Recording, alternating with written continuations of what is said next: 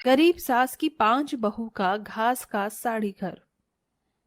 शुक्र है ब्लाउज तो बन गया, अब इसकी साड़ी में फॉल लगाना है। अरे सरोज, अंदर हो क्या? हाँ जी अंदर हूँ, आ जाइए। अरे प्रेरणा बहन जी आप। हाँ, मुझे वो ब्लाउज सिलाना है। सिल दोगी क्या? माफ कीजिए प्रेरणा जी, अभी 2-4 दिन कुछ सिल नहीं पाऊंगी क्योंकि मेरे 5 बेटों की शादी है। आप टेलर से सिलवा लो। ना री बाबा ना, ये टेलर वाले तो मेरी महंगी साड़ी का सत्यानाश मार देंगे। एक नहीं, 2 बार ब्लाउज भी काट दिया था। कोई बात नहीं, शादी से निपट जाओ तब सिल देना। वैसे बहू लाने वाली हो, थोड़ा घर को रंग पेंट तो करवा लेती। देखो देखो कितनी फीकी फीकी दीवारें लग रही हैं, खंडहर जैसी। प्रेरणा की टोंटबाजी वाली बातें बूढ़ी सरोज के दिल में चुभ जाती हैं। 2 दिन बाद वो अपनी बेटों की शादी करके 5 बहू लाती है। मधु, रुचि, दीपा, अनुराधा और कुसुम बहू, अपने दाहिने पैर से कलश गिराकर पैर रखो। जी माँ। हम पांचों को अपना आशीर्वाद दीजिए माँ जी, ताकि हम अपनी पूरी जिंदगी आपकी बहू होने का कर्तव्य निभाएं। खूब खुश रहो मेरे घर की लक्ष्मी हो, सदा सुहागन रहो। इच्छा तो ये थी कि अपनी 5 बहुओं के लिए 5 कमरे बनवाऊंगी, लेकिन इस गरीबी में 2 टाइम की रोटी खाने के बाद कुछ भी नहीं बचता। माँ जी, हम इसमें भी खुश हैं। आपको दिल छोटा करने की जरूरत नहीं है। 5 बहुएं उस छोटी सी जगह में खुद को ढाल लेती हैं। सरोज उन्हें अपनी बनाई साड़ी देती है। ये लो बहू, मेरे पास देने को कोई सोने हीरे के जेवर तो नहीं, हाँ पर बड़े प्यार से ये एक साड़ी बनाई थी, 5 बारी बारी से पहन लेना। धन्यवाद माँ जी। गुजरते समय के साथ 5 बहू की शादी को कुछ वक्त हो जाता है और अब गर्मी बढ़ने लगती है। शुक्र है टाइम से रोटी पानी बन गया। दीपा, हम पांचों के पतियों को रोटी कर दो और थोड़ी थोड़ी दही डाल देना, सब्जी तो है नहीं। जी अच्छा जेठानी जी। जैसे ही दीपा दही की मटकी पर से ढक्कन हटाती है तो खट्टी दुर्गंध पूरे घर में फैल जाती है और दीपा बाहर जाके उल्टी करने लगती है। अरे छोटी बहू उल्टी क्यों कर रही है, ठीक तो है? इतने में कुसुम और मधु का भी जी मिचलाने लगता है और वो भी उल्टी करती है। हाय राम, अब इन दोनों को क्या हो गया? ये लो पानी पियो, तुम तीनों ठीक तो हो? जी माँ जी, वो गर्मी से दही सड़ गई थी और बदबू बर्दाश्त नहीं हुई, शायद इसीलिए उल्टी आ गई। लेकिन गुजरते दिन में भी तीनों उल्टी पर उल्टी करती हैं। लगता है इन तीनों को गर्मी लग गई है माँ जी, देखिए कैसी ढीली ढीली लग रही है। मुझको लग रहा है जैसे बात कुछ और है। मधु, दीपा, कुसुम बहू, जरा थोड़ा सा चल कर तो दिखाओ। जी माँ जी। तीनों बहू एक साथ में दाहिना पैर आगे बढ़ाती हैं, फिर सरोज उनकी नब्ज भी देखती है। बधाई हो, तुम तीनों मेरे इस घर को खुशखबरी देने वाली हो। पता है, हमारे जमाने में जब भी कोई औरत पेट से होती थी तो उसे दाई माँ उसको चलाकर देखती थी। उससे क्या पता चलता है माँ जी? अगर कोई औरत गर्भवती होती है तो वो पहले अपना दाहिना पांव आगे रखती है, ये भी लक्षण है। अब तुम तीनों संभल कर रहना, और हाँ, जितना हो सके सुबह के पहर ठंडी ठंडी घास पर चलना, सुबह में शीत जमी होती है घास में। जी माँ जी। दैया रे दैया, अभी तो मई में ही गजब की गर्मी पड़ने लगी, जून जुलाई जाने क्या होगा। ऊपर से इस साड़ी में दम घुट रहा है, सूती की साड़ी में राहत मिलती है। सही कहा, इस साड़ी में जैसे शरीर में आग दहक रही हो। ओहो हो। धीरे धीरे तीनों के महीने बढ़ने लगते हैं, जिसके साथ साथ बेतहाशा गर्मी भी बढ़ती है। उनका घर भी तपने लगता है। हे प्रभु, बेचारी मेरी बहुएं पेट से हैं और ऐसे में भी मेरे घर में कोई सुख सुविधा की चीज नहीं लगी, ना कूलर है ना फ्रिज है। बेचारी बहुएं रात भर तपती जमीन में सोती हैं। अपनी बहुओं की परेशानी सरोज से देखी नहीं जाती तो वो घर के बाहर आके रोने लगती है। हे भगवान, बहुत प्यास लगी है, लेकिन पानी भी उबल रहा है। इस गर्मी में हम 5 गरीब बहू को तो एक गिलास ठंडे पानी की भी आस नहीं। लाओ दीदी, मैं पानी लेके आती हूँ।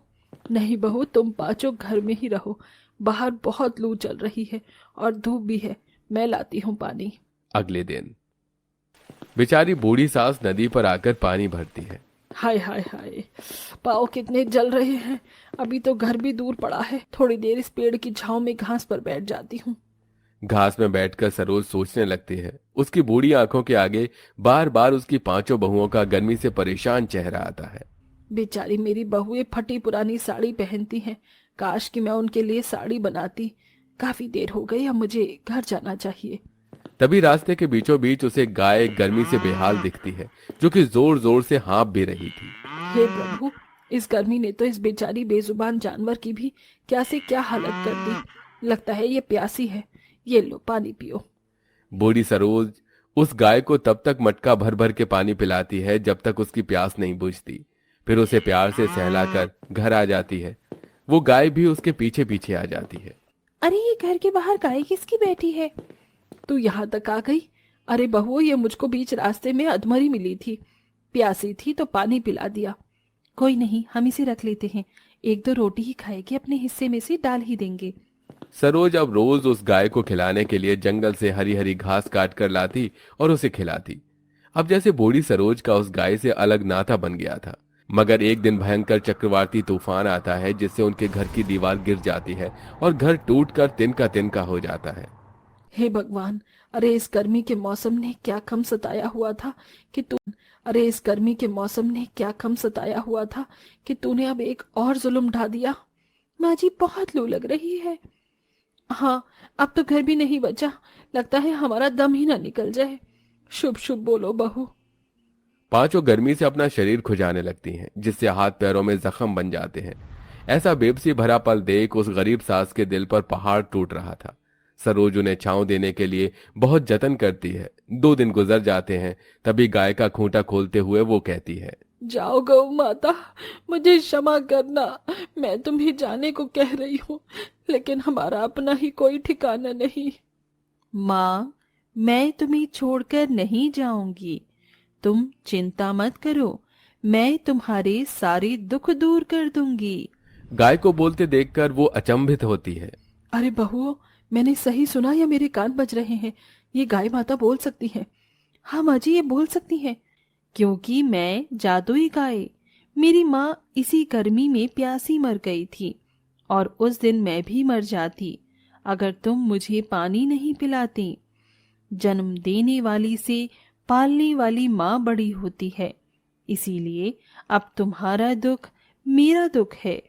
तभी गाय की आंखों से एक रोशनी निकलकर घास में समा जाती है। ये लो, मैंने इस घास को जादुई घास बना दिया है। तुम इसी से अपना घर, उसका घर तो टिकी का भी नहीं। देखा था ना कैसे तूफान हमारा घर तिनकों की तरह उड़ा ले गया था। मैं जानती हूँ, पर ये जादुई घास है। इस घर की नींव को कोई आंधी तूफान नहीं हिला पाएगी। फिर तो अभी से ही घर बनाना शुरू करते हैं। सरोज अपने 5 बेटों के साथ मिलकर घास का घर बनवाती है। वे लोग घर बनाने में जितनी घास लगाते हैं वो उतनी ज्यादा और बढ़ जाती थी। घास के उस घर में दरवाजे, खिड़कियां, आंगन सब निकलता है। आओ मेरे घर की लक्ष्मियों, इस खास घर में तुम्हारे एक और बार स्वागत है। आहा, इस घास घर में कितनी ज्यादा ठंडक है। ऐसा लग रहा है फागुन का मौसम छाया है। हाँ, सच में इस घास घर में कितना चैन सुकून है।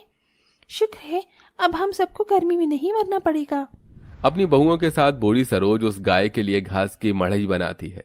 इसी तरह दिन गुजरते हैं, लेकिन उन मोटी साड़ी में बहुओं का शरीर अभी दाने दाने से भर जाता है। माँ जी देखिए ना, फिर से पूरे गले पीठ पर निशान पड़ गए हैं, और पेट पर भी। अरे बहू, ऐसी अवस्था में पेट पर खुजली नहीं करते, नहीं तो बच्चे को तकलीफ होती है। मैं नीम का लेप बनाती हूँ। माँ जी, उसे भी बस कुछ देर के लिए ही आराम आता है। काश कि हमारे पास सूती की हल्की फुल्की साड़ी होती।